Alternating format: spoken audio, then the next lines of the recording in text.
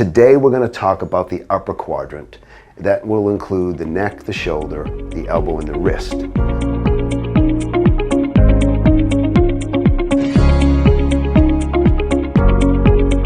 Okay, so we're going to talk about the upper quadrant. So upper quadrant here, this is the upper half, and we're going to deal with one side. When a physical therapist talks about the shoulder, people think the ball and socket. What we're talking about is the collarbone, the shoulder blade, and then the ball and the socket. So I want you to notice a couple things. See these projections off the shoulder blade? That is an attachment for muscles. And you see how shallow the socket is and how big the ball is? That's a really important component to the shoulder. What happens is when you go to raise your arm, that ball, if it simply rolls, it's going to butt right up into that arch that's created by the collarbone and the shoulder blade. That's called impingement. That happens often. Then the rotator cuff muscles, there are 4 of them. They attach on the shoulder blade here, the infraspinatus, supraspinatus, teres minor. Then on the front side is the subscapularis, and they form a white cuff around that ball. They roll the shoulder in and out. It also serves to depress that humeral head so it doesn't pinch in this arch. The thing that's really important about the shoulder is those rotator cuff muscles are really superficial. Another important quality to that muscle is the circulation, particularly for the supraspinatus, comes from the bone and then from the muscle belly, and that point that gets pinched in that arch is called the watershed area, and it's an area that does not have great circulation. So keep that in mind when we talk about how to protect your shoulder. So one of the most important things you can do to protect your shoulder is you see your shoulder blade. If your shoulder blade comes forward, that ball comes forward, and mechanically the shoulder doesn't work as efficiently as it might. That can create irritation. So really watching your posture, bringing those shoulder blades back into a work-ready position before you're doing a lot of repetitive lifting. Or if you're just sitting and working on the mouse. So that rounded shoulder posture is one of the most important things you can do to protect your shoulder. The other thing that you can do to protect your shoulder is be cognizant of what position you're sleeping in. And we've gone over this in terms of sleeping posture in another video, so I'd encourage you to watch that. But just a brief summary is those muscles, those rotator cuff attachments are really superficial. And so if I lie on my shoulder, or if I lie and I elevate my arm above my head on my shoulder, or I lie on my stomach and I tuck it in, I'm compressing the circulation to that tendon. And it would be tantamount to me wrapping a rubber band around my finger and being surprised that my finger hurts in the morning.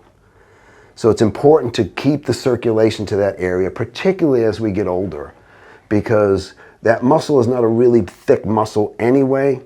And so when you're older, if you're a little more frail or thinner, it's much more vulnerable. So sleeping posture is really important to protect your shoulder.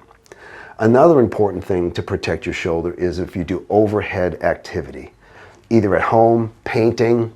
You see people all the time, they paint a couple rooms, they paint the walls, they're reaching overhead, they're painting the ceiling, their shoulder starts to hurt. What happens is if there's any weakness in that rotator cuff and you elevate that shoulder and it brings the ball down and you work over time, that muscle starts to fatigue and the ball drifts and it starts to get pinched or impinged in this arch, and that's not helpful. So overhead work is really important. The other thing that's important is the position that you sleep in. And then finally, just being aware. So in the first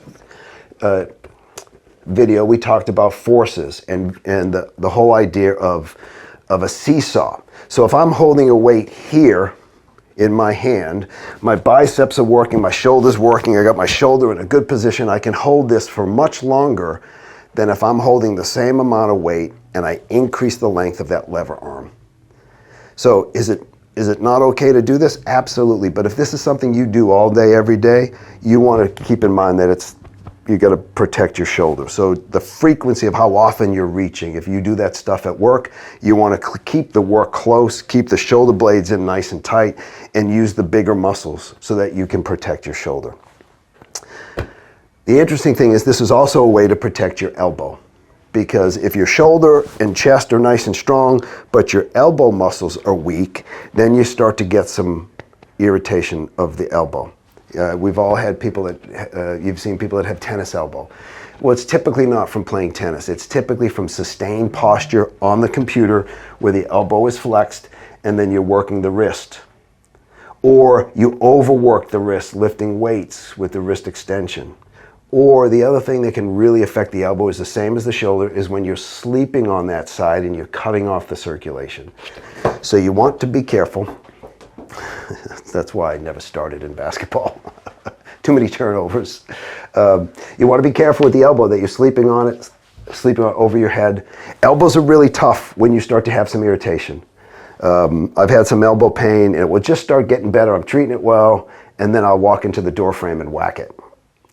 I don't know how to protect it other than don't walk into the door. So don't walk into the door frame. That's not good for your elbow. But as part of my treatment for my elbow is I don't sleep on this side, because if I sleep on this side, I'm going to wake up and it's going to feel worse because I'm cutting off the circulation. So people say, how do you sleep? Well, I did a whole video on sleeping. I would encourage you to go see that. It depends on who you are and where you have issues. But I do know that if you have elbow and shoulder issues, lying on that side can be important. So let's talk about the wrist. The wrist is, again, really important. Overuse injuries in the wrist are what happen. Other than compressive injuries, I have some arthritis in my thumb, and people say, oh, you're a therapist, you could expect that. Well, the truth is I ruptured this ligament 30 years ago, and because the joint is too mobile, it's worn out faster. And then given the work that I do, putting my hands on people all day, that has encouraged it. So good, strong, stable joints, and then watching the forces. So I have to be careful when I'm working with patients that I don't put too much force on my wrist. One of the things that I always do to protect my wrist and fingers, no matter what I'm doing around the house, if I'm doing any lifting, we have horses at home, I'm lifting bales of hay and bags of dog food and horse food, I always wear gloves. Gloves improve my gripping. I don't have to squeeze so hard, and it keeps my hands safe. The other thing that I see all the time is writing. So, you don't see them as much anymore when they have those big, thick pen attachments. But the truth is, I see people when they write from childhood, putting a death grip on that pen. So if you're doing repeated pinching, you can feel the tension increase in your thumb and fingers. So people don't do a lot of writing anymore, but if you're doing writing and you tend to really pinch, or if you do drawing, you want to make sure you're not putting a death grip, because that increases the compressive forces and you're asking the joint to move.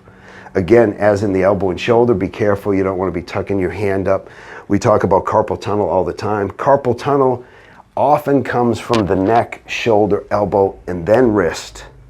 So they're all connected. If you have carpal tunnel, you need to look at your posture of your shoulder, the nerves that innervate, that ultimately become that median nerve, right in that median nerve tunnel there, in the carpal tunnel, starts in the neck, comes through the shoulder, the nerve split, comes into the forearm.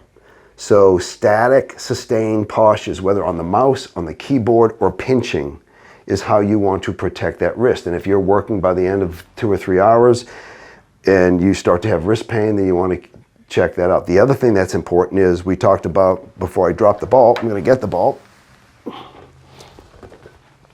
If I'm working on the mouse here, that's one amount of work.